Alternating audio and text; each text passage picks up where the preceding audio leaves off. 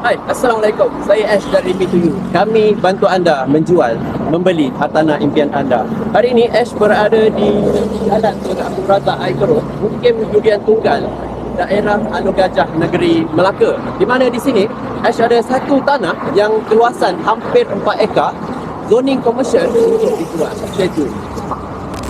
Okey, ni tanah ni berada betul-betul bersebelahan dengan custom Diraja Malaysia Melaka. Tanah ni masih lagi hutan dan belum dibersihkan. Right. Tanah ni ada geran individu dengan tempoh pegangan hak milik kekal untuk selama-lamanya, freehold. Okey. Tanah ni masih lagi kategori dan kegunaannya masih lagi untuk pertanian, untuk tanaman getah sahaja. Namun tanah ini telah pun berada dalam commercial zoning. Okey, untuk anda beli tanah ni, anda hanya boleh beli tanah ni sekiranya anda berketurunan Melayu ataupun syarikat anda adalah syarikat Melayu, kerana tanah ini berklasifikasi MCL, iaitu Melaka Customary Land. Right? Okay.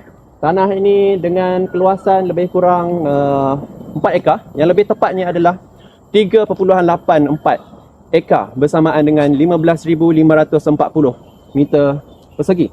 Right, tanah ni cantik kerana di sebelah sana tanah ni berada betul-betul bersebelahan dengan lebuh SPA yang menerima jumlah trafik yang sangat tinggi, terutamanya pada weekend, Sabtu, Ahad dan juga pada musim cuti sekolah, juga pada musim-musim cuti pelancong melawat Melaka.